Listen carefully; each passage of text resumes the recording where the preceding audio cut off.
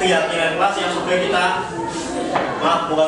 kita akan mengulas kembali kesepakatan kelas yang sudah pernah kita buat sebelumnya. Kita akan menaikkan levelnya, bukan hanya kesepakatan, tapi kita naikkan jadi apa namanya, keyakinan kelas ya, keyakinan kelas. Nah sebelumnya Pak Pradi ingin mengingatkan lagi kesepakatan kelas apa saja yang sudah kita buat.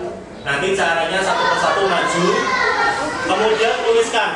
Kamu boleh memikirkan peraturan sekolah ataupun peraturan lainnya yang ada di pikiran kamu. Boleh juga kamu tambahkan dengan apa namanya, peraturan yang ingin kita sepakati lagi, bebas ya. Silakan nanti tuangkan, tuliskan di papan tulis ya. Mulai dari siapa dulu? Saya. Pertama, saat pelajaran boleh nggak ganggu temannya? Boleh atau tidak? Boleh. Tidak mengganggu teman. Kemudian yang kedua, dalam kitab bertutur kata harus bagaimana anak-anak? Harus apa? Harus bertutur kata yang sopan. Baik, silakan dituliskan ya ke 3 dan 4. Siapa? Mulai dari siapa? Oke, Iza. Tuliskan. Ya, kalau ya.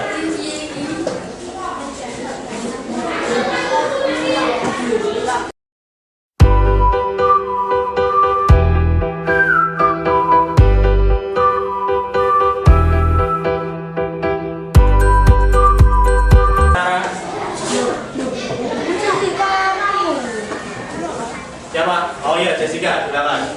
Urut absen ya, boleh urut absen.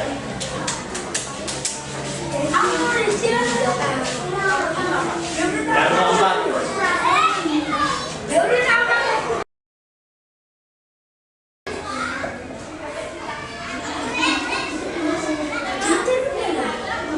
Ya, yang Jessica tuliskan apa? Melaksanakan ya, melaksanakan piket dengan tanggung jawab. Dan apa lagi? Boleh makan hanya saat jam istirahat. Di dalam kelas atau di luar kelas? Di luar kelas. Selanjutnya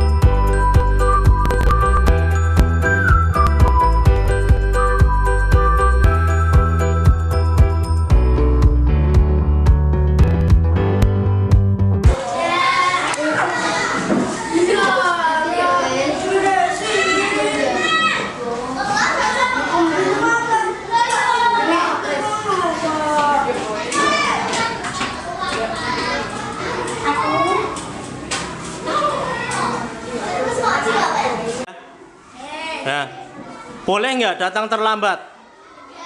Nah, berarti apa kesepakatan kelasnya? Berarti harus bagaimana?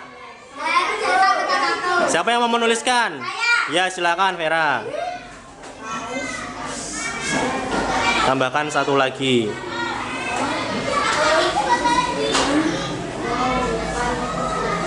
Kita dapatkan ada 20 kesepakatan kelas, 20 peraturan yang harus kita sepakati.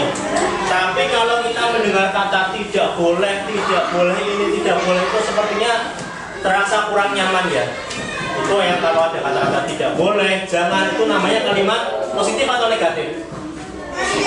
Tidak boleh, jangan begini, jangan begitu, tidak boleh. Itu positif atau negatif? Negatif. kita ganti dengan kalimat positif. Setuju? Setuju ya, baik.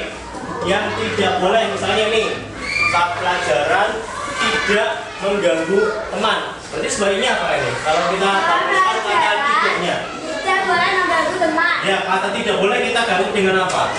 Saat pelajaran harus apa? Terus duduk dengan Atau kaki. saat pelajaran berarti menjaga apa? Menjaga Tertiban. ya ketertiban, bagus. Atau kalau tidak boleh mengganggu teman berarti menjaga ketenangan ya. Ya, menjaga apa? Ketenangan supaya belajarnya di kelas tetap tenang. Mana lagi nih yang tidak? Kita beratur sopan sudah, kemudian membawa sama di tempatnya. Lalu kita jawab, oke? Boleh banget kita jam istirahat di luar kelas, mendengarkan penjelasan guru sampai selesai. Baik, jadi bersama kelas juga bareng-bareng di kelas. Ke toilet harus ganti. Nah nih, tidak boleh membuli teman. Bisa kita ganti dengan kata kalimat positif apa? Boleh Boleh membuli teman. Kan tidak boleh membuli teman itu apa? Kita dengan temanmu harus saling apa? menjaga. Saling menjaga, terus saling apa lagi? Ya, beradab atau berakhlak yang mulia terhadap siapa? Mulia terhadap siapa? Teman, oke, baik.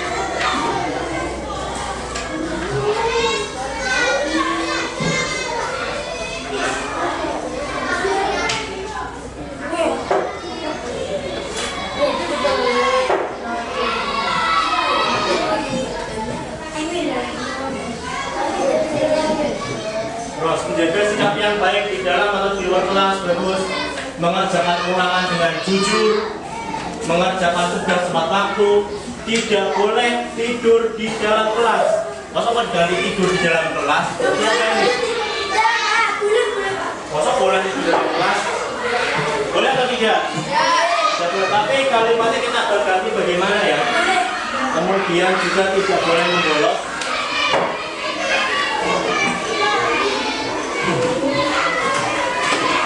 Berarti kalau tidak boleh tidur di kelas dalam belajar harus tetap apa?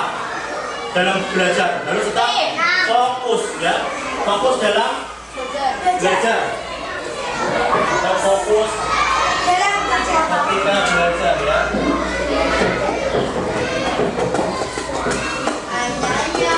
Tidak boleh membolos. Berarti harus apa ini? Harus disiplin, bagus.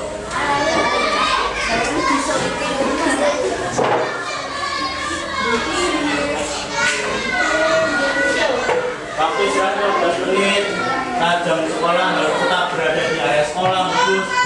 Tidak diperkenankan menyeberang jalan sendiri. Kita ganti dengan apa? Boleh menyeberang sendiri saat Kita ganti kalimatnya saat menyeberang apa? harus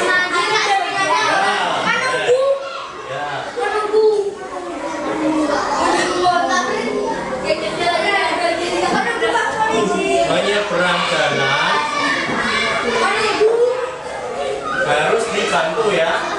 orang yang berpihak. Ya. Boleh, misalnya menjaga sekolah ya.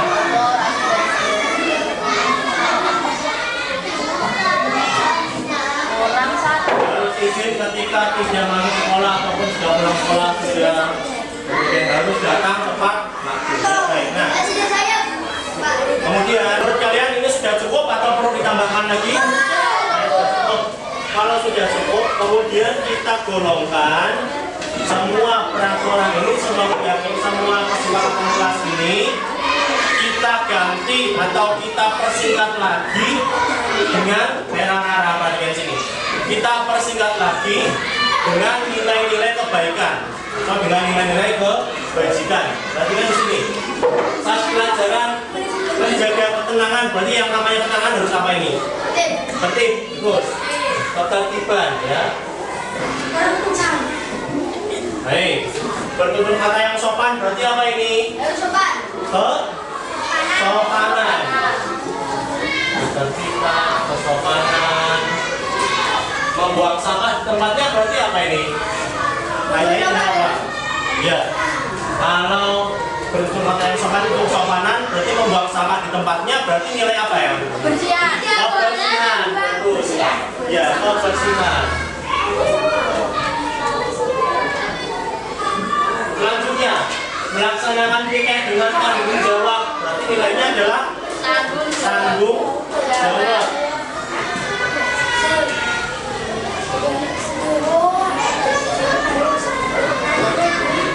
Dan selanjutnya, boleh makan saat jam istirahat di luar kelas. Ada nilai apa di sini?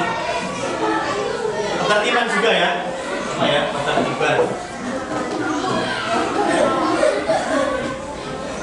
Mendengarkan penjelasan guru sampai selesai. Berarti harus apa ini? Menghargai guru ya. Apakah hanya guru yang dihargai? Tidak. Tapi juga boleh. Berarti artinya apa? Saling menghargai.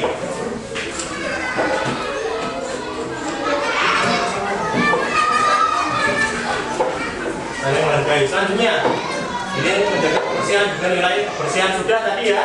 Sama menjaga barang-barang yang ada di kelas. Di kelas ini ada banyak barang yang harus kita jaga. Berarti nilai apa yang ada di sini sudah ada? Ya. Ini barang-barang kelas tanggung jawab siapa?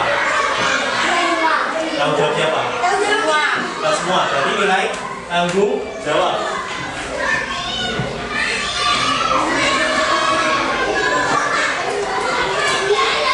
Oke. Kemudian toilet harus bergantian. Berarti apa ini? Bergantian supaya tertib ya, ketertiban.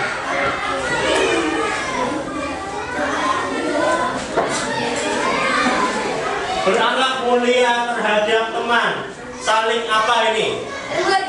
Menghargai dan menghormati.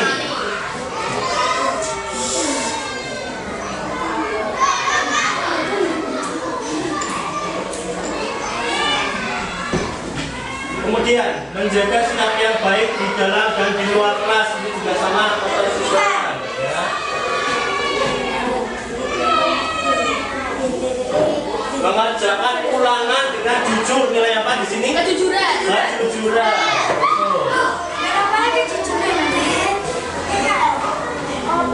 Mengerjakan tugas tepat waktu.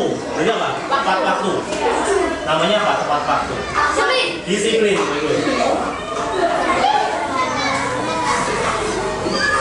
Fokus ketika belajar. Harus kata kuncinya apa? Fokus. Selanjutnya apa lagi? Harus disiplin sudah ya, disiplin tadi. Waktu istirahat 15 menit.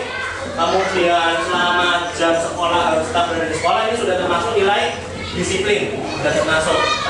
Terus menyeberang jalan harus dibantu oleh penjaga sekolah. Nah, berarti semuanya apa ini? Aman. Berarti nilainya adalah keamanan. Oke, nilai keamanan. Selanjutnya harus izin ketika masuk tidak masuk sekolah ataupun jika pulang sekolah. Kalau tidak izin itu namanya menghargai guru atau tidak? Ya, berarti kalau izin namanya saling menghargai. Oke.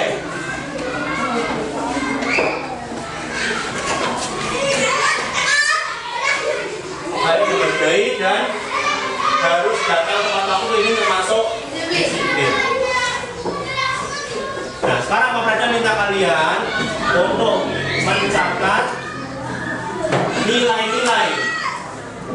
nilai-nilainya ya, bukan kesepakatan kelasnya, tapi nilai-nilai yang ada yang diberi tanda panah kamu tulis ke apa ini? Notes di sini ya, ke kertas khusus ini. Ya. Cukup ini. Ya, silakan kalian tuliskan. Yang tadi kamu sudah menuliskan peraturannya, kamu tulis nilai-nilai kebajikannya ya, sesuai dengan nomor tadi di kertas post-it atau sticky notes. Sudah? Ya. Kalau sudah silakan ditempelkan di papan tulis di bagian yang masih kosong.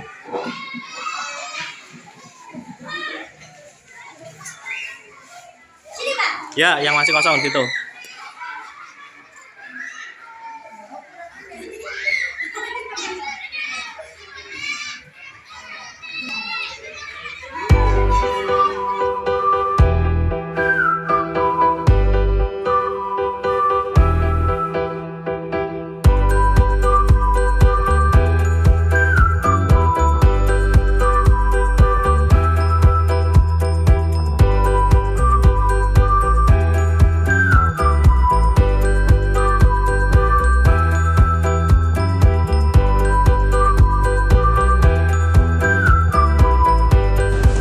Bismillahirrahmanirrahim. Assalamualaikum warahmatullahi wabarakatuh. Alhamdulillahirrahmanirrahim. Wassalatu wassalamu ala asyrafil anbiya'i wal mursalin wa ala alihi wa sahbihi ajmain, amma ba'du. Rabbi shrah li sadri wa yassir li amri wa hlul 'uqdatam min lisani yafqahu qawli. Yang terhormat Ibu Sri Suwarsi selaku Kepala SDN Bukosti 01 serta rekan-rekan guru yang saya hormati dan saya muliakan. Terima kasih atas waktu yang diberikan untuk saya dalam rangka presentasi ataupun diseminasi tentang budaya positif yang merupakan salah satu tugas dalam program guru penggerak. Silakan sambil nanti saya mempresentasikan, Bapak Ibu sakit menikmati sedikit hidangan yang sudah tersedia, ya Bapak Ibu.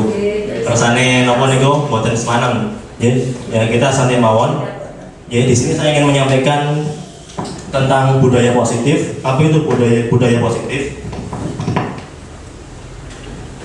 Tujuan pendidikan menurut KHD itu Ki Hajar Dewantara gitu. Menurut Ki Hajar Dewantara, pendidikan adalah menuntun segala kodrat yang ada pada anak-anak agar mereka mencapai keselamatan dan kebahagiaan yang setinggi-tingginya, baik sebagai manusia maupun sebagai anggota masyarakat. Oleh sebab itu, pendidik hanya dapat menuntun tumbuh atau hidupnya kekuatan kodrat yang ada pada anak-anak agar dapat memperbaiki lakunya. Jadi bukan dasarnya, hidup dan tumbuhnya kekuatan kodrat anak. Budaya positif di sekolah yaitu nilai dan kebiasaan di sekolah yang berpihak pada murid agar mereka dapat berkembang menjadi pribadi yang kritis, ya, seperti di profil pelajar Pancasila itu kan ada bernalar kritis, kemudian penuh semangat, bertanggung jawab sesuai dengan profil pelajar Pancasila. Dan ini konsep utama budaya positif, ada beberapa macam. Yang pertama, mengubah paradigma belajar. Kedua, motivasi perilaku manusia. Kemudian disiplin positif, kebutuhan dasar manusia, posisi kontrol guru, keyakinan kelas, dan segitiga restitusi. Yang pertama saya sampaikan dulu tentang perubahan paradigma belajar. Jadi belajar itu dari zaman ke zaman mengalami perubahan nih. Karena perkembangan zaman maka paradigma belajar pun berubah. Dalam membangun budaya positif, sekolah dapat menyediakan lingkungan yang positif, aman dan nyaman agar siswa mampu berpikir, bertindak, dan mencipta dengan merdeka, mandiri, dan bertanggung jawab. Biasanya disiplin ini dikaitkan dengan kontrol guru terhadap siswa. Nah, ini perubahan paradigma belajar ya Bapak Ibu. Menurut teori William Glasser bahwa guru mengontrol murid itu ilusi. Kita semua tidak bisa mengontrol murid. Seperti contohnya seperti ini. Apakah bisa kepala sekolah mengontrol kita guru? Bisa atau tidak menurut Bapak Ibu? Kepala sekolah mengontrol guru, maksudnya mengendalikan laku guru supaya guru mau melakukan ini itu semua. Apakah bisa? Sulit, betul sekali sulit. Yang ada hanyalah yang dilakukan adalah mungkin guru itu merasa ini adalah kewajiban, tanggung jawab. Jadi guru melakukan pekerjaannya dengan rela, dengan ikhlas hati. Begitupun dengan siswa. Guru itu tidak bisa mengontrol siswa supaya mau belajar, tidak bisa. Tapi bagaimana guru bisa membangkitkan motivasi internal dari dalam diri siswa supaya siswa mau belajar, seperti itu. Kemudian ilusi, kalau kita dengar kata ilusi itu adalah anggapan, pandangan, gitu. Ilusi bahwa semua penguatan positif itu efektif dan bermanfaat. Kemudian ilusi bahwa kritik dan membuat orang merasa bersalah dapat menguatkan karakter. Jadi kalau kita sering mengkritik siswa, misalnya, dengan harapan siswa itu akan semakin termotivasi, itu adalah sebuah ilusi, merupakan pandangan yang salah. Kita bukan mengkritik, tapi kita harus membangkitkan motivasi. Yang keempat, ilusi bahwa orang dewasa memiliki hak untuk memaksa, itu adalah ilusi. Coba saya ingin mengajak Bapak Ibu untuk menyaksikan video ini.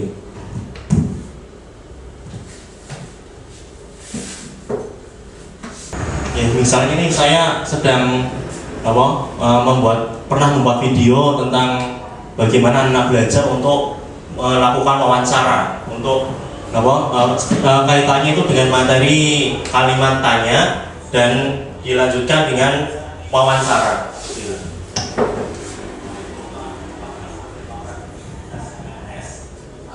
Saya mengajak anak-anak untuk membuat kalimat pertanyaan di wawancara, kemudian mereka berperan untuk menjadi seorang pewawancara. Saya mulai dengan coba latihan mewawancarai gurunya, dan tanpa ada paksaan mereka mau bersedia untuk berperan sebagai pewawancara. Dan kalimat yang dibuat pun mereka membuat kalimatnya sendiri. Dan ini tidak perlu saya sampaikan, walaupun ada beberapa kalimat pertanyaan yang kurang tepat ya. Misalnya seharusnya kalimat tanya untuk menanyakan proses, harusnya kita menggunakan kata tanya apa? Untuk proses, bagaimana? Tapi mereka kadang keliru menggunakan kata apa. Nah ini kita tidak perlu mengkritik, artinya kita membangun motivasi. Jadi misalnya mereka salah, kita cukup menekankan, misalnya ditanyakan apa proses bla bla bla seperti itu. Kita tinggal ulang lagi, bagaimana prosesnya. Jadi mereka tahu bisa menggunakan kata tanya bagaimana. Ini belajar tanpa ada paksaan dari guru.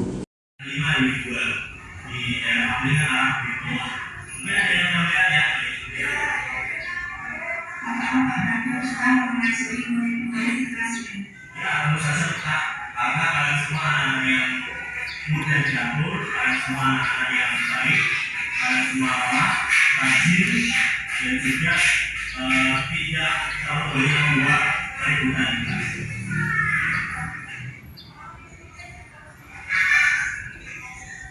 Karena tidak tahu akarnya berubah dari mana ke sini dalam sebabnya bersama yang berubah itu bersama yang sekolah. Caranya apa kita? Ya nggak sampai 200 meter, jadi cepat paling sama dulu sudah sampai sekolah. Kenapa bapaknya bisa menjadi bapaknya menjadi guru? Karena guru itu kan pekerjaan yang sangat mulia. Guru itu sebagai ujung tombak kemajuan sebuah negara. Jadi bapaknya ingin menjadi karena bapaknya dengan menjadi ya anak tahun 2014 bapaknya mengajar namanya di SD Negeri Evan di SD Muhammadiyah itu di swasta yang berharga. Di sebelum di 2021 bapaknya mengajar di SD swasta di Muhammadiyah.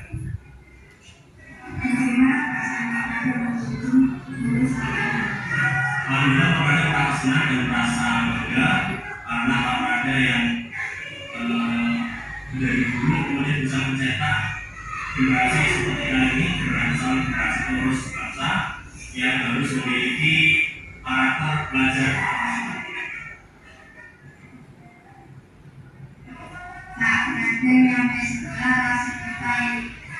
Ya, kalau ada sampai sekolah biasanya sama sepeda motor langsung ambil HP kemudian absen.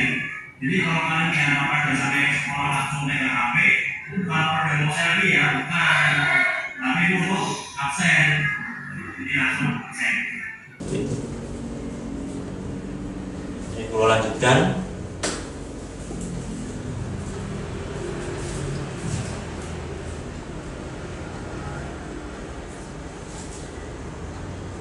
Yang kedua adalah motivasi perilaku manusia. Pertama, manusia dalam berperilaku ada 3 macam kecenderungan. Yang pertama, untuk menghindari ketidaknyamanan atau hukuman atau apa yang akan terjadi apabila saya tidak melakukannya. Jadi karena takut merasa tidak nyaman atau takut pada hukuman.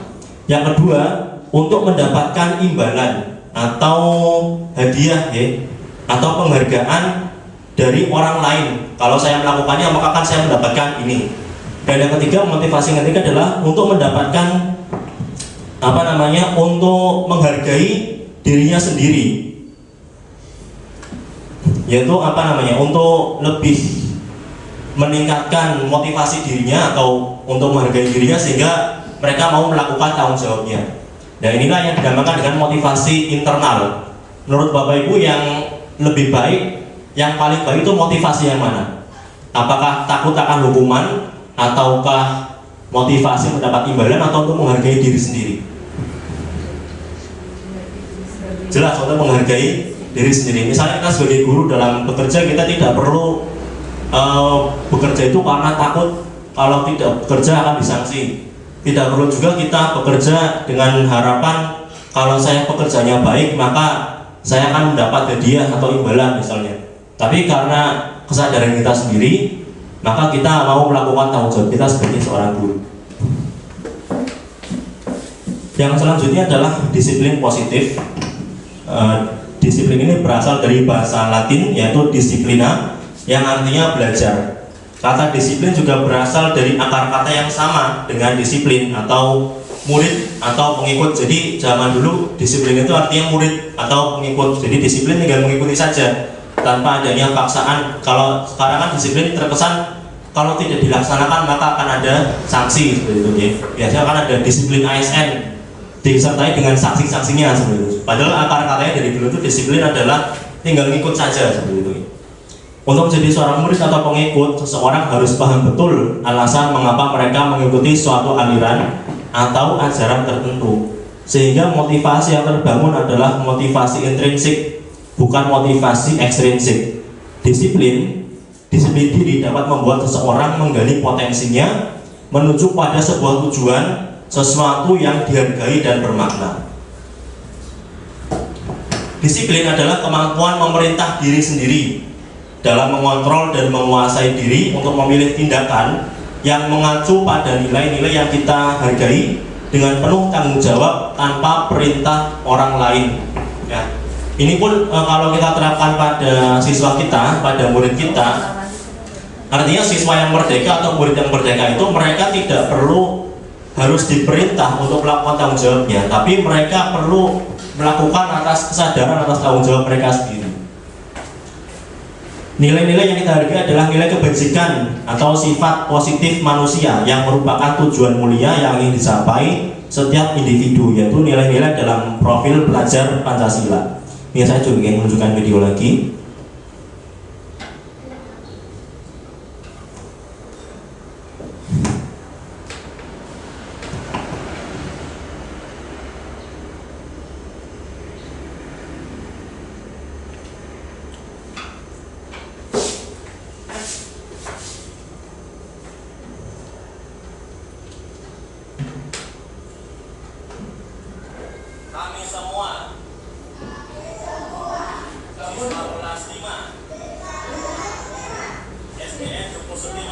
Ini saya mengajak anak-anak untuk berkomitmen ya, berkomitmen anti bullying.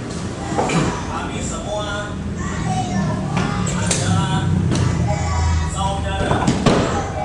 Kami siap untuk saling menjaga dan melindungi. Kami siap untuk tidak membuli teman-teman kami, dan kami siap untuk selalu menjaga tali silaturahmi persatuan Indonesia nomor 1. Ya, tepuk tangan semua.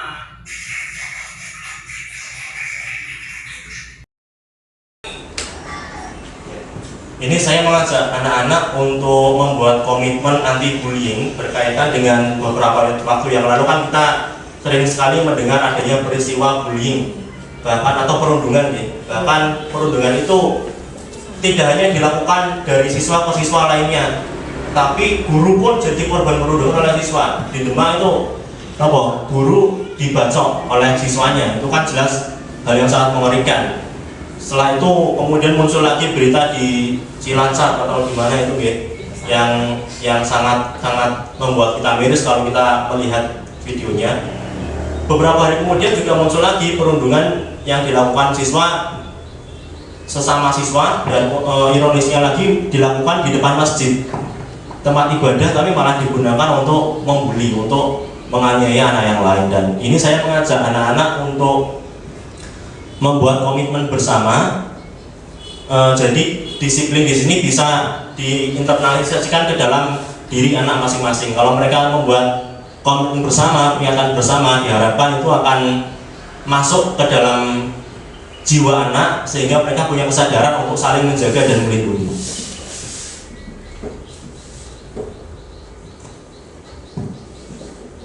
Next nih. Nah, ini yang tidak asing bagi kita semua, bagaimana internalisasi profil pelajar Pancasila. Yang pertama adalah beriman, bertakwa dan berakhlak mulia. Kemudian berkebinekaan global, bergotong royong, kreatif, mandiri, dan bernalar kritis. Selanjutnya adalah 4 kebutuhan dasar manusia. Jadi manusia itu punya, bukan 4 ya, 5 kebutuhan dasar manusia. Jadi manusia itu dalam kehidupannya punya 5 kebutuhan dasar.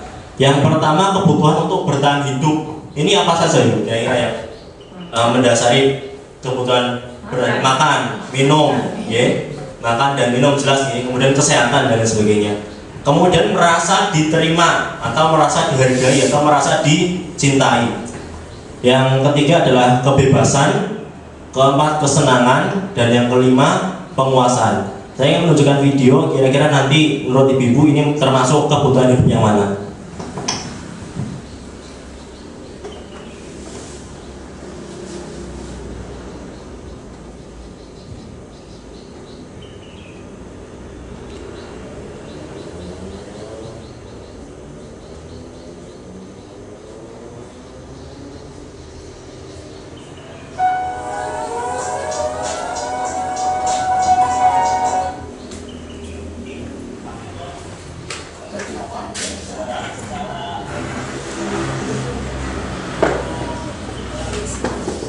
Bisa disimak dulu videonya itu.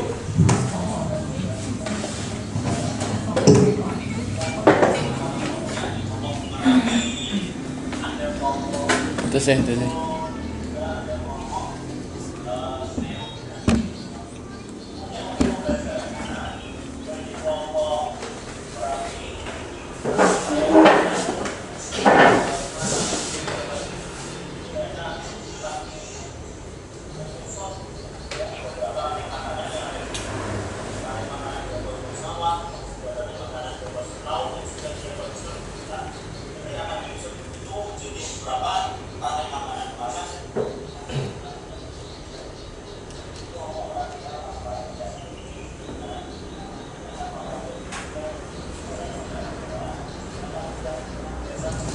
Ini kelompok saya bagi menjadi 3. Masing-masing kelompok mendapat perlakuan yang berbeda berdasarkan analisis tes diagnostik.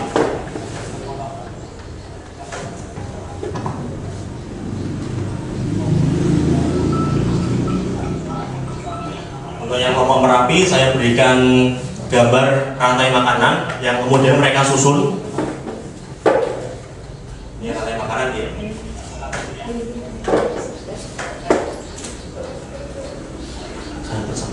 Sedangkan untuk yang kelompok yang lain, ini saya beri nama kelompok Sindoro. Mereka saya berikan gambar beberapa hewan dan tumbuhan yang bisa membentuk jaring-jaring makanan. Kira-kira rantai makanan dengan jaring-jaring makanan ini lebih kompleks mana, Ibu? Lebih kompleks jaring-jaring makanan.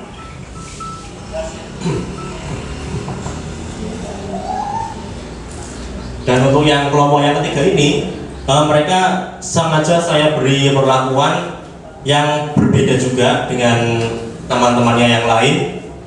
mereka saya tekankan lagi untuk pembelajarannya lebih meningkat karena mereka berdua ini sudah mampu memahami konsep rantai makanan dan jaring-jaring makanan. Kemudian saya berikan penjelasan lebih dalam tentang keseimbangan ekosistem.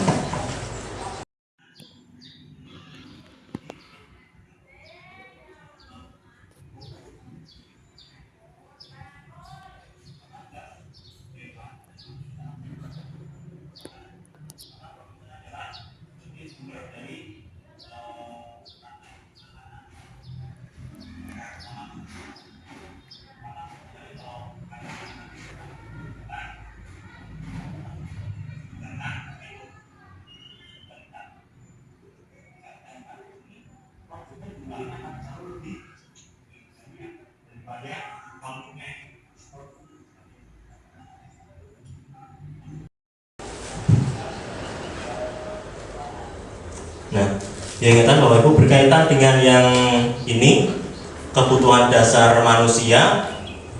Tadi yang saya berikan, Ibu tahu tidak itu pembelajaran apa namanya itu? Kurang lebih seperti itu. Namanya pembelajaran berdiferensiasi. Apabila kita menyamakan semua, kira-kira apa yang akan terjadi pada anak-anak? Kira-kira apa yang akan terjadi kalau kita tidak, istilahnya tidak memberikan kebutuhan belajar yang berbeda? Anak yang kemampuannya dalam menerima konsep itu kurang, maka akan merasa tidak bisa mengerjakan, dan ada kebutuhan yang tidak terpenuhi, yaitu kebutuhan untuk nopo kira-kira di kelompok kelasnya, kebutuhan untuk merasa diterima, okay? Dengan pembelajaran diferensiasi, maka mereka akan punya komunitas dalam kelas dan mereka merasa diterima karena guru itu memberikan pembelajaran sesuai dengan yang mereka butuhkan, seperti itu. Ya, lanjutkan. Nah, ini posisi kontrol guru. Jadi dalam modul di program guru penggerak ini, kami diperkenalkan ada 5 posisi kontrol guru. Yang pertama, guru sebagai penghukum. Artinya ketika siswa melakukan kesalahan, ya hanya yang tahu ya dihukum. Kamu melakukan kesalahan ini, hukumannya ini. Ada beberapa ciri-cirinya nanti. Yang kedua adalah membuat rasa bersalah. Misalnya guru mengungkapkan bahwasanya merasa kecewa dengan kamu. Kamu sudah mengecewakan Pak Guru, Bu Guru. Nah, itu merupakan salah satu ciri dari pembuat rasa bersalah. Kalau kita mengucapkan seperti itu, maka siswa akan merasa bersalah. Yang ketiga adalah guru sebagai teman. Artinya ada relasi seperti teman, pelayanan teman antara guru dan murid. Kemudian sebagai pemantau dan juga guru sebagai manajer. Kita akan bahas satu persatu ciri-cirinya. Mungkin kurang terlihat jelas ya. Nah, yang pertama, kalau kita berperan sebagai penghukum dan pembuat rasa bersalah, maka yang ada adalah identitas gagal dari siswa. Misalnya, guru berperan sebagai penghukum. Ada banyak kata-kata yang diucapkan oleh guru sebagai penghukum ini. Misalnya, kamu ini selalu salah karena kamu tidak memakai sepatu sesuai aturan, maka kamu tidak boleh masuk kelas, seperti itu. Tanpa memberikan kesempatan pada siswa untuk membela diri, tapi langsung memberikan hukuman. Jadi tanpa kompromi ya, guru sebagai penghukum ini. Dan yang kedua, membuat rasa bersalah. Ada banyak kata-kata yang diucapkan oleh guru seperti tadi. Kamu seharusnya sudah tahu, ibu itu sudah lelah mengingatkan kamu. Ibu kan sudah menyiapkan pembelajaran sebaik mungkin, tapi kenapa kamu masih seperti ini saja? Guru sangat kecewa pada kamu.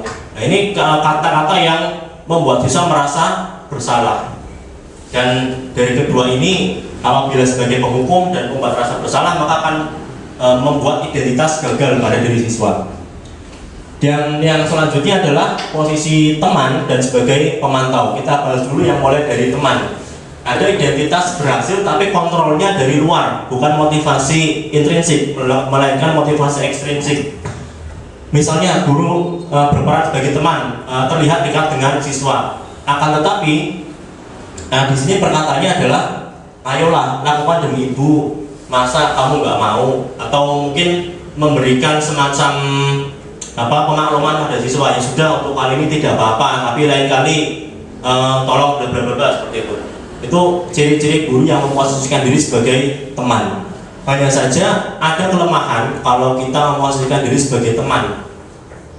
Murid pun akan merasa menganggap kita sebagai teman.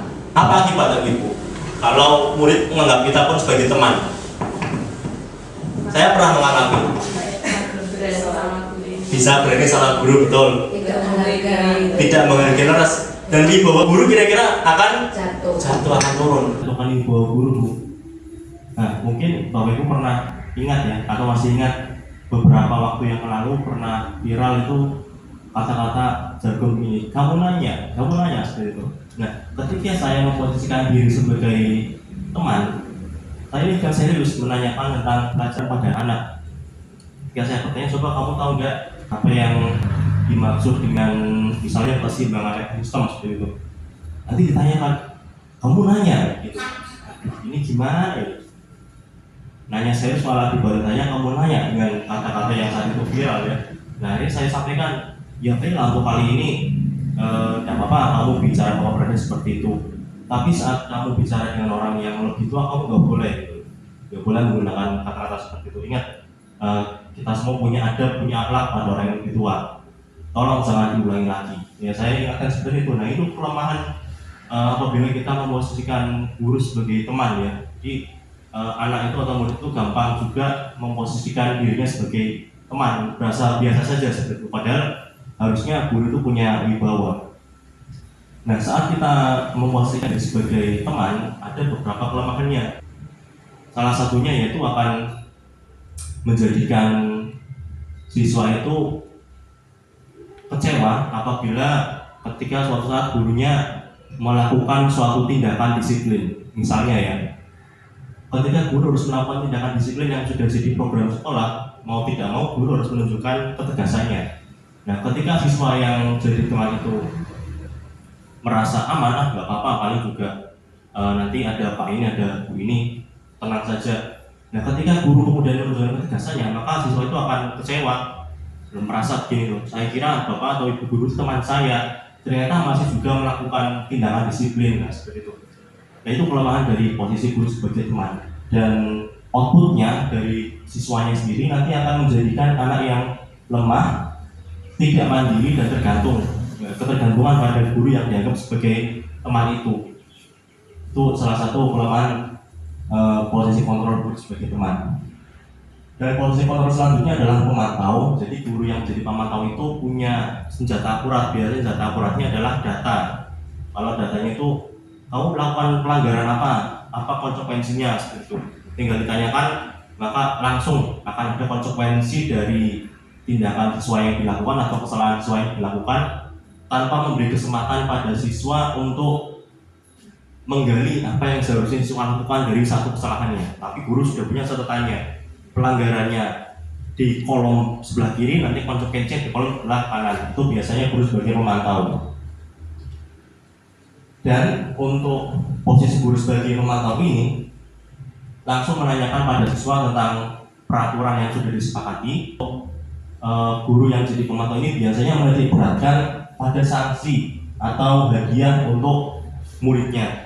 Diberikan sanksi apabila atau konsekuensi ya, bila murid melakukan kesalahan, dan diberikan hadiah atau reward apabila murid melakukan sesuatu yang baik seperti itu. Nah, selanjutnya posisi guru yang kita harapkan adalah posisi yang kelima sebagai manager. Nah, ini posisi top seorang guru yang diharapkan ya.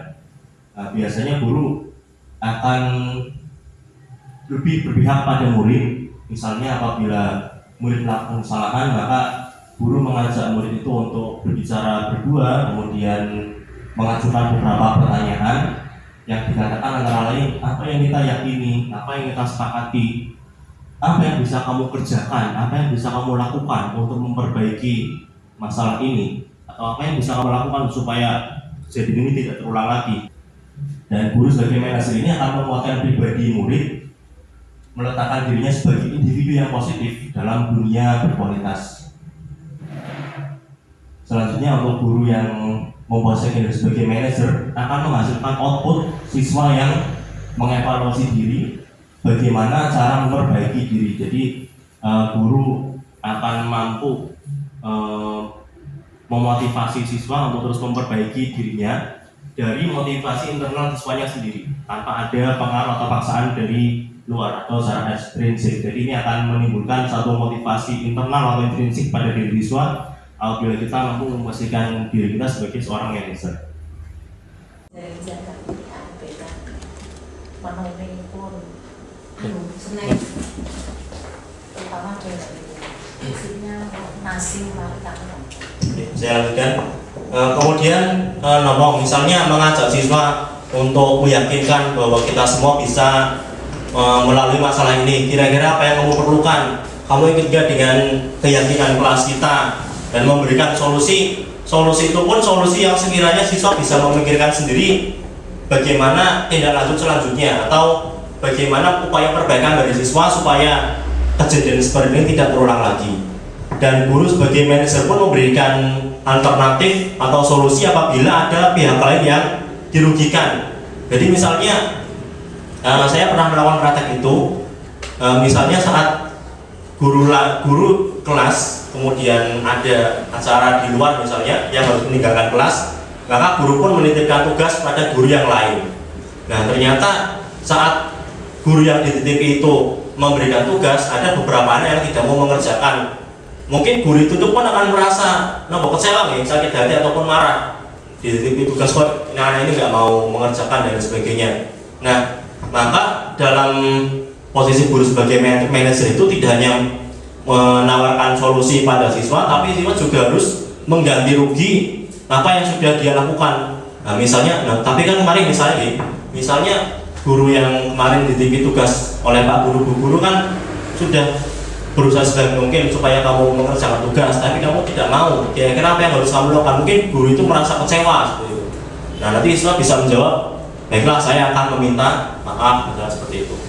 Kalau ada kerugian berupa kerugian material misalnya, ada barang teman yang rusak misalnya, juga harus diberikan alternatif solusinya.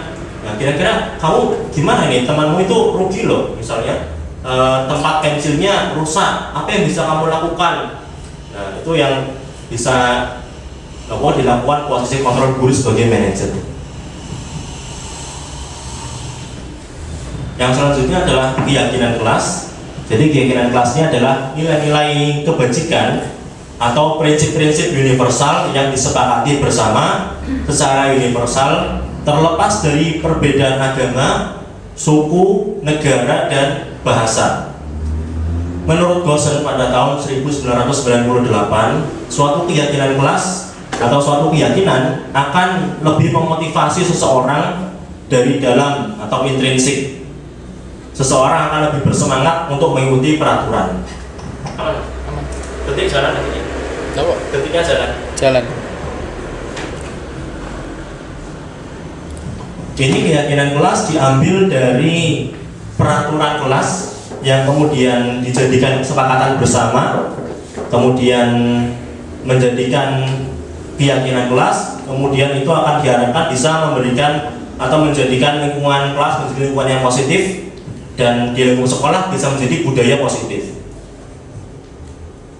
Nah, ini contoh kegiatan saya di kelas 5 bersama murid-murid saya dalam membuat keyakinan kelas.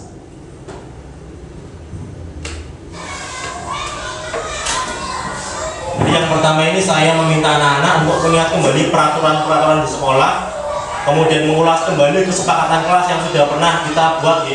Saya minta anak untuk menuliskan satu persatu.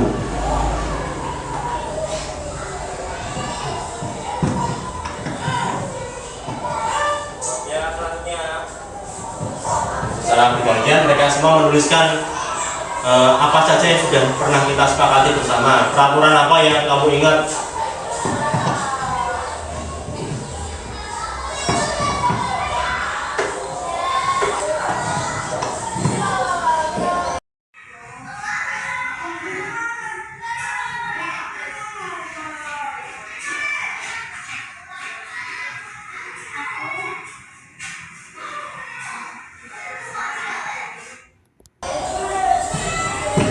banyak yang mereka tulis ya, bertutur kata yang sopan, menjaga barang-barang yang ada di kelas, tidak diperkenankan membuang sampah sembarangan, selalu menjaga kebersihan, ya, tidak boleh membolos. Next. Nah, boleh nggak datang terlambat? Nah, berarti apa kesepakatan kelasnya? Berarti harus bagaimana? Siapa yang mau menuliskan? Ya silakan, Vera. Tambahkan satu lagi.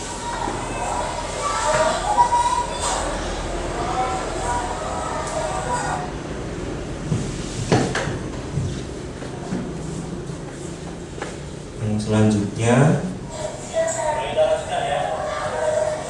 nah setelah banyak atau beberapa peraturan yang disepakati mereka tulis, biasanya masih ada peraturan yang menggunakan kalimat negatif. Misalnya kalimat negatif itu tidak boleh seperti ini, tidak boleh seperti itu kan kalimat negatif.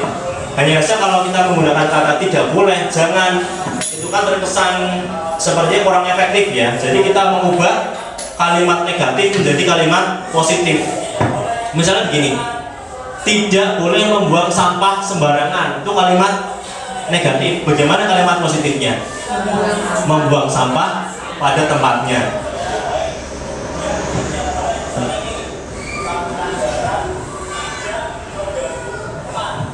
Tidak mengganggu teman. Kalimat positifnya adalah berarti harus saling menghargai sesama teman.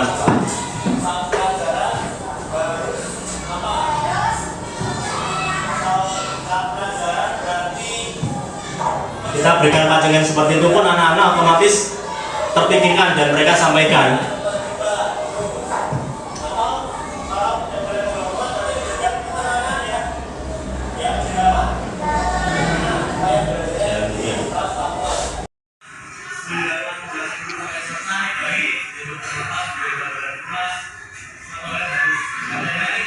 Tidak boleh membuli teman.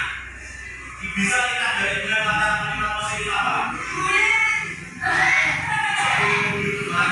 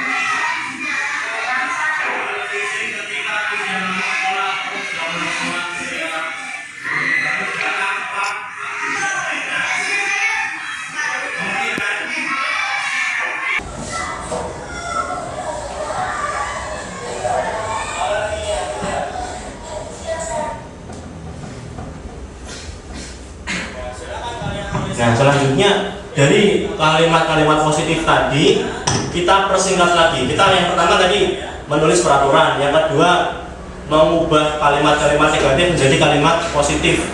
Selanjutnya dari kalimat-kalimat positif kita ubah lagi, kita cari menjadi sebuah kalimat atau kata kebajikan universal, kata-kata kebajikan. Dan anak-anak sudah menulis kata-kata kebajikannya. Nah, misalnya begini, membuang sampah pada tempatnya.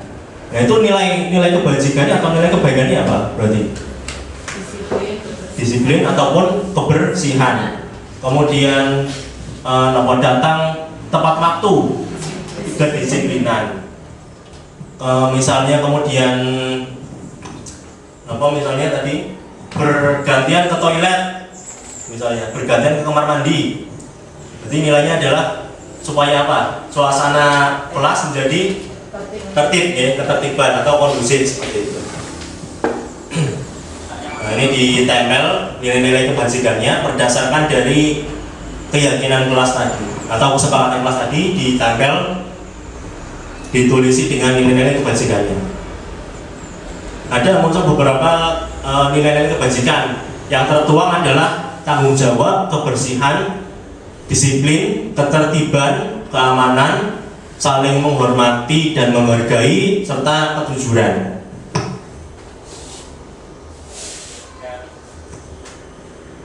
Nah, ini beberapa nilai-nilai kebajikan yang disimpulkan: saling menghormati, tanggung jawab, disiplin, ketertiban, keamanan. Kalau keamanan contohnya kalau nyebrang jalan harus diseberangkan oleh Mas Bundan, seperti itu. Nah, ini selanjutnya dari nilai kebajikan tadi yang sudah digabungkan, kami cetak. Ini saya beri kesempatan anak untuk foto dulu. Kemudian untuk keyakinan kelas itu ditampilkan di, misalnya bisa di bank data kelas, supaya anak-anak selalu mengingat dan melaksanakan bersama. Itu jadi sebuah kesadaran sendiri. Yang selanjutnya adalah segitiga restitusi. Segitiga restitusi ini merupakan salah satu langkah guru yang sudah menempati atau sudah mencapai posisi kontrol sebagai nomor tadi, yang paling atas sebagai manajer. Ada 3 tahapan dalam segitiga restitusi.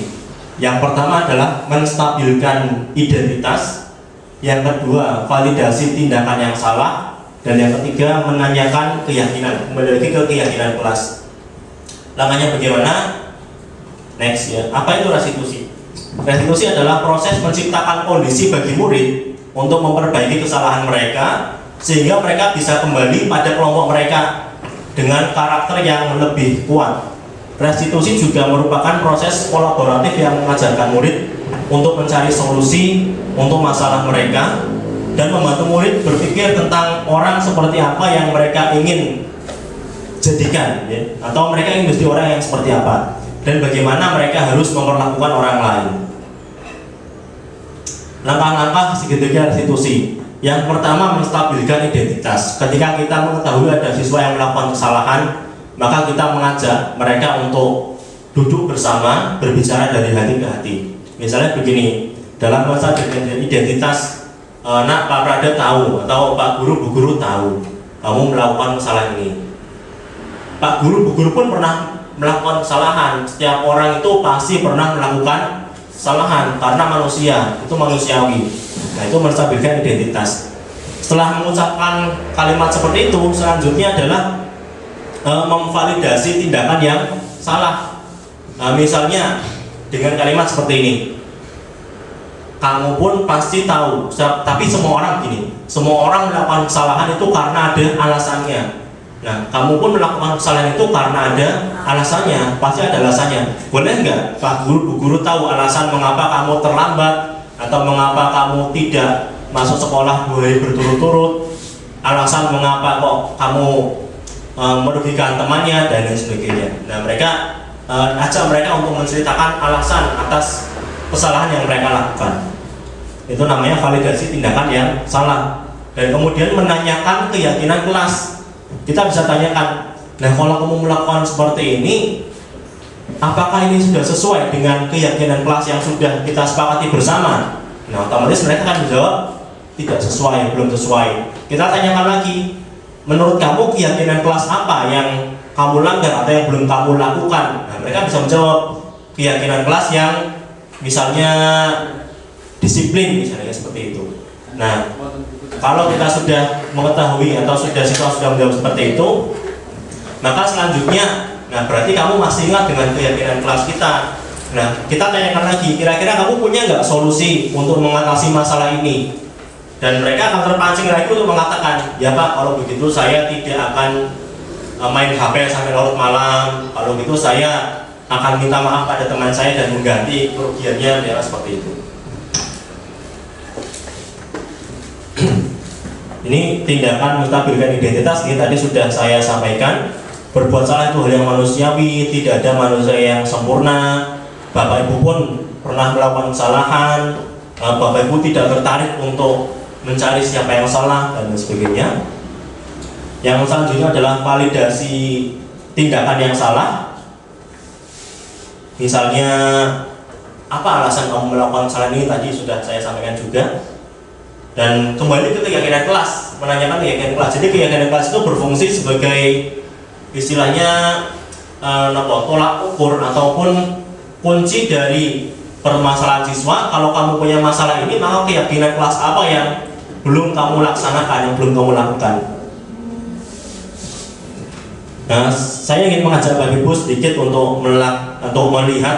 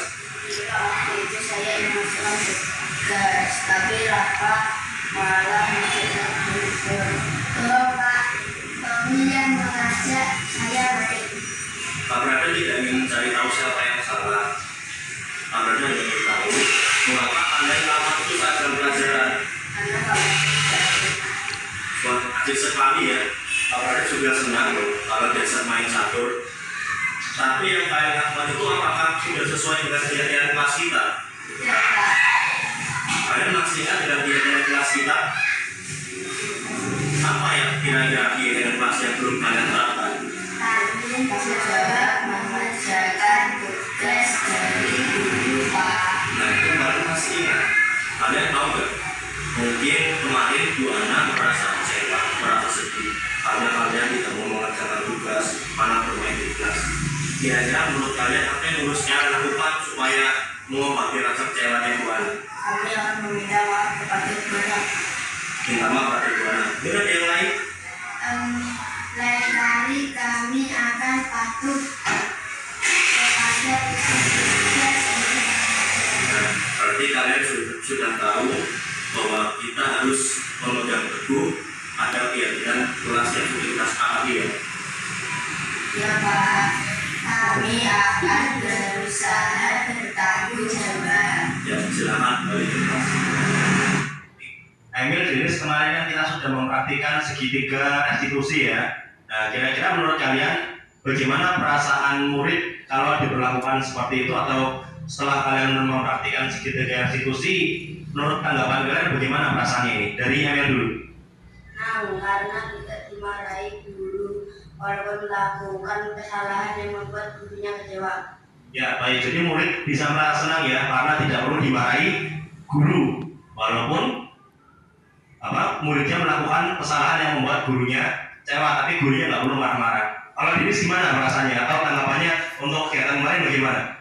Sadar akan kesalahannya dan berusaha tidak mengulangi kesalahannya. Ya, terima kasih. Selanjutnya saya juga ingin sedikit menampilkan tentang tadi proses disiplin positif nih, sedikit yang kita akan diskusikan lebih lanjut.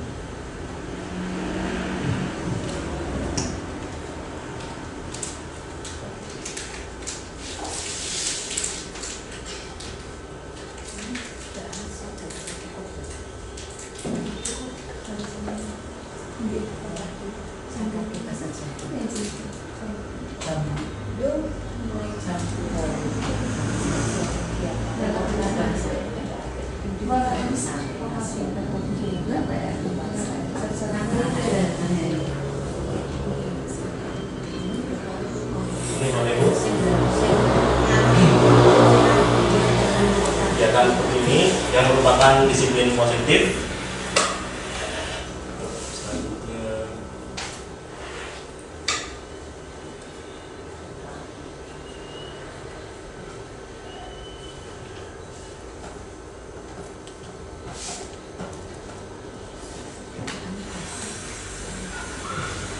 Nah, kira-kira kalau guru melakukan seperti ini, menurut Bapak Ibu apa yang dirasakan oleh siswa? Motif guru semua, kira-kira apa yang mereka rasakan? Apakah mereka hadir ke sekolah masih dengan rasa keterpaksaan? Nah, ini merupakan salah satu disiplin positif setuju ya, yang bisa dilakukan bersama oleh guru-guru. Jadi dalam menyambut siswa datang, mereka akan merasa dihargai seperti itu, dan mereka menunjukkan bahwa guru pun peduli pada saya. Dan diharapkan itu bisa jadi sebuah budaya positif yang nantinya imbasnya adalah siswa datang ke sekolah dengan penuh kebahagiaan, dengan penuh kesadaran mereka sendiri, tanpa adanya rasa keterpaksaan dan sebagainya. Nah, tadi Ibu yang bisa saya sampaikan. Monggo kita lanjutkan dengan sesi diskusi. Silakan kalau ada yang ingin ditanyakan atau sharing bersama.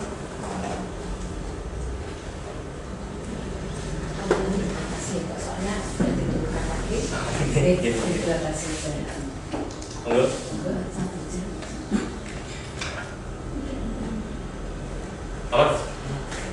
Mungkin dari Bu Ana. Silakan. Saya mau bertanya Pak Kadra, apa perbedaan yang paling terlihat antara posisi kontrol pemantau dan manajer? Terima kasih. Yang ditanyakan Bu Ana, apa yang paling atau perbedaan dasar yang paling terlihat antara posisi pemantau dan manajer game? Kalau pemantau itu biasanya gini, guru sebagai pemantau anak misalnya terlambat sekolah, dan pemantau itu hanya mengatakan, oh kamu terlambat, ya oke kamu terlambat. Kamu tahu nggak konsekuensinya kalau kamu terlambat? Ya Pak, saya harus misalnya mengulang pelajaran jam istirahat. Nah itu sudah kamu tahu. Oke sudah. Hanya sudah sebatas itu tanpa memberikan solusi untuk supaya siswa tidak terlambat lagi. Tapi kalau posisi sebagai manajer, selain ditanyakan, kemudian memvalidasi tindakan yang salah, misalnya tadi ya baik orang salah ya wajar. Tapi dengan posisi sebagai manajer akan memberikan solusi. Solusi itu pun solusi yang timbul dari dalam diri siswa sendiri, bukan dari guru. Ya sudah, kalau gitu kamu jangan main game lagi sampai larut malam biar bisa terlambat, bukan solusi itu. Tapi solusinya digali sendiri oleh siswa seperti itu. Jadi itu perbedaan yang mendasar. Terima kasih Pak Kadar. Oke, sama-sama. Monggo. Bu Sri, Bu Tarmi, Bu Ria.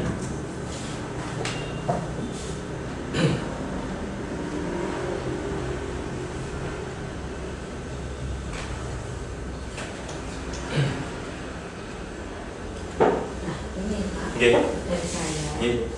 Tapi kan dari saya.